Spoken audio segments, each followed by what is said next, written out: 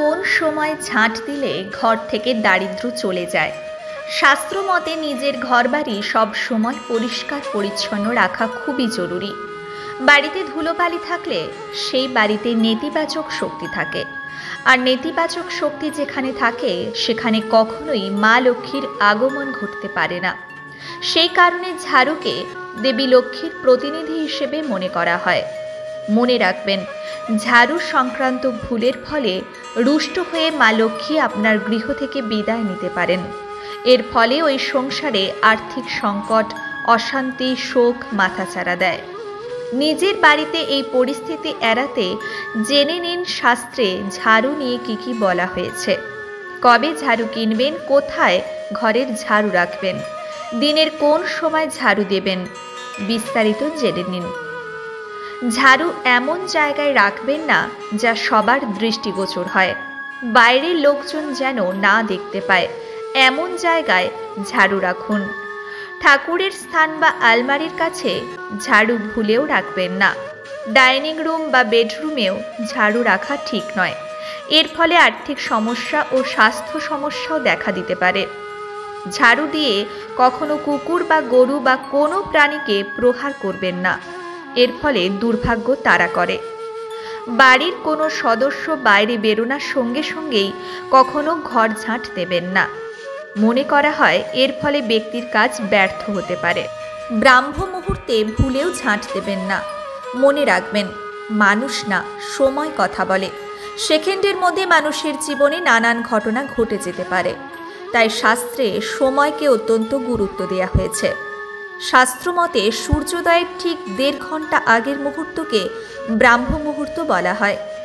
এই সময়ে বায়ুমণ্ডল বিশুদ্ধ, শক্তিসম্পন্ন, শান্ত ও আধ্যাত্মিকতায় পরিপূর্ণ থাকে। মহাবিশ্বের স্রষ্টা ভগবান ব্রহ্মার নাম অনুসারে নামকরণ করা হয়েছে ব্রাহ্ম মুহূর্ত। ব্রাহ্ম মুহূর্ত হল সেই সময় যখন ঘরে ইতিবাচক শক্তি প্রবেশ করে। তখন ভুলেও ঝাড়ু দেওয়া উচিত নয়, তাহলে ইতিবাচক শক্তি নেতিবাচকতায় পরিণত হয়। শাস্ত্রে উত্তর পূর্ব কোণকে অত্যন্ত গুরুত্বপূর্ণ বলে মনে করা হয়। বাড়ির উত্তর পূর্ব দিকের কোণকে ঈশান কোণও বলা হয়। দেবদেবীর এই কোণে বসবাস বলে সবাই মনে করেন। তাই উত্তর পূর্ব কোণে ঝাড়ু রাখবেন না, আর্থিক ক্ষতির সম্ভাবনা বাড়তে পারে। কোন দিন নতুন ঝাড়ু ব্যবহার করবেন।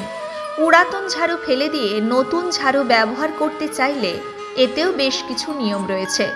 শনিবার নতুন ঝাড়ু ব্যবহার করলে তা খুবই ভালো। কৃষ্ণপক্ষের শনিবারে নতুন ঝাড়ু কিনলে সব সময় ভালো। শুক্লপক্ষে ঝাড়ু কেনা অশুভ বলে মনে করা হয়। এবার জেনে নিন দিনের কোন সময় ঝাড়ু দেওয়া অত্যন্ত শুভ।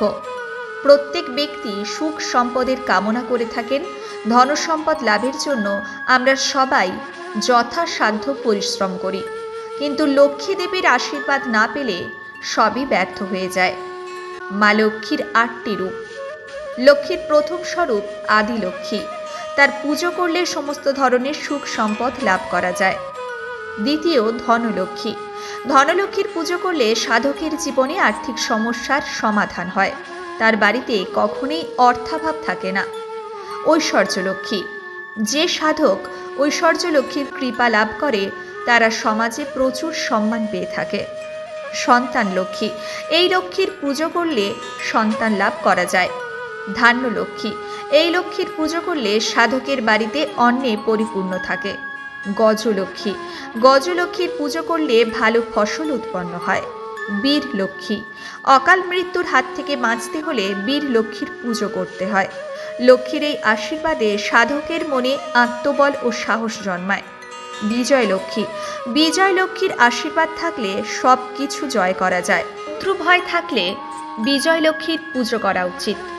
এই অষ্টলক্ষ্মীকে প্রসন্ন করতে সূর্যোদয়ের পর ঘর অবশ্যই ঝাড়ু দেবেন। সূর্যোদয়ের পর ঘর ঝাড় দেওয়া অত্যন্ত শুভ বলে মনে করা হয়। এর ফলে বাড়িতে সুখ ও সমৃদ্ধি অক্ষয় হয়ে বিরাজ করবে। ঘর ঝাড় দেওয়ার অশুভ সময় হল সন্ধেবেলা।